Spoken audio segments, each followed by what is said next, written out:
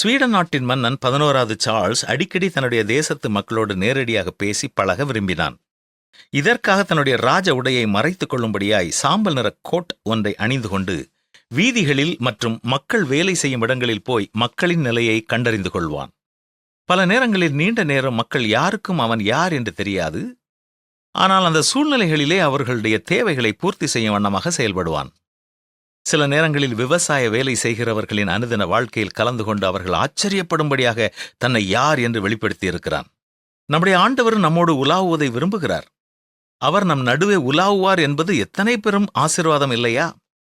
அவர் நம் நடுவே இருப்பதால் சத்துருக்கள் அல்லது தீமைகள் நம்மை மேற்கொள்வதில்லை. அவருடைய வல்லமையும் அவருடைய அதிசய நடத்துதலையும் நாம் நம்முடைய வாழ்க்கையில் பார்க்க முடியும். இயேசு கிறிஸ்துவும் மரித்து 3ஆம் நாள் உயிரோடு எழுந்த பின்பு அவருடைய சீஷர்கள் பலர் அவரை நம்பவில்லை.